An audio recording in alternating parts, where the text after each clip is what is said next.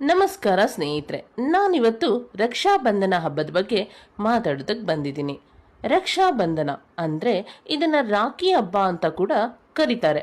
ಸಹೋದರರು ಮತ್ತು ಸಹೋದರಿಯರ ನಡುವಿನ ಪ್ರೀತಿ ಮತ್ತು ಕರ್ತವ್ಯವನ್ನ ಗೌರವಿಸಲು ಪ್ರಪಂಚದಾದ್ಯಂತ ಹಿಂದೂಗಳು ಆಚರಿಸುವ ಸುಂದರವಾದ ಹಬ್ಬ ಇದು. ಎಲ್ಲಾ ಸ್ಥಳಗಳಲ್ಲಿ ಆಚರಣೆಗಳು ಬದಲಾಗ್ತಿದ್ರು ಅವೆಲ್ಲವೂ ದಾರವನ್ನು ಕಟ್ಟುವುದನ್ನು ಒಳಗೊಂಡಿರುತ್ತೆ.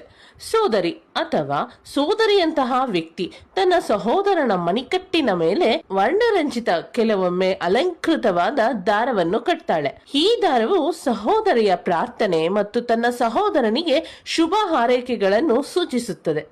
ನಂತರ ಸಹೋದರನು ತನ್ನ ಸಹೋದರಿಗೆ ಚಿಂತನಾಶೀಲ ಉಡುಗೊರೆಯನ್ನು ನೀಡ್ತಾನೆ. ಈ ರಕ್ಷಾಬಂಧನದ ಮೂಲ ಮಹಾಭಾರತದೊಂದಿಗೆ ಕೂಡ ಸಂಬಂಧಿಸಿದೆ. ಒಮ್ಮೆ ಯುದ್ಧದಲ್ಲಿ ಕೃಷ್ಣನ ಬೆರಳಿಗೆ ಗಾಯವಾಗುತ್ತೆ. ದ್ರೌಪದಿ ಅವನ ಗಾಯಕ್ಕೆ ಬಟ್ಟೆ ಕಟ್ಟಲು ತನ್ನ ಸೀರೆಯನ್ನು ಹರಿದು ಹಾಕ್ತಾಳೆ. ಈ ಪ್ರೀತಿ ಕೃತ್ಯದಿಂದ ಕೃಷ್ಣ ಕೃತಜ್ಞತನಾಗ್ತಾನೆ ಮತ್ತು ಅವಳಿಗೆ ಏನಾದ್ರೂ ಮರುಪಾವತಿ ಮಾಡುವುದಾಗಿ ಭರವಸೆ ನೀಡ್ತಾನೆ.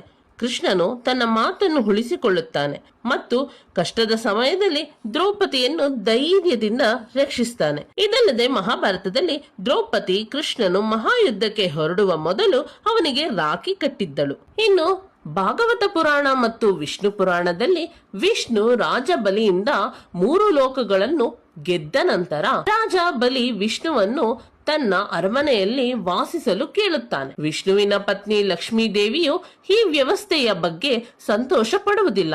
ಅವಳು ರಾಜ ಬಲಿಗೆ ರಾಖಿ ಕಟ್ಟುತ್ತಾಳೆ, ಅವನನ್ನು ಸಹೋದರನನ್ನಾಗಿ ಮಾಡುತ್ತಾಳೆ. ಈ ಸನ್ನೆಯಿಂದ ಗೌರವಿಸಲ್ಪಟ್ಟ ರಾಜ ಬಲಿ ಅವಳ ಆಸೆಯನ್ನು ಪೂರೈಸುತ್ತಾನೆ.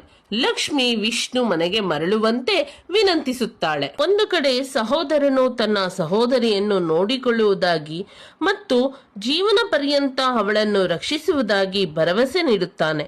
ಮತ್ತೊಂದೆಡೆ ಸಹೋದರಿ ತನ್ನ ಸಹೋದರನ ದೀರ್ಘಾಯುಷ್ಯಕ್ಕಾಗಿ ಪ್ರಾರ್ಥಿಸುತ್ತಾಳೆ.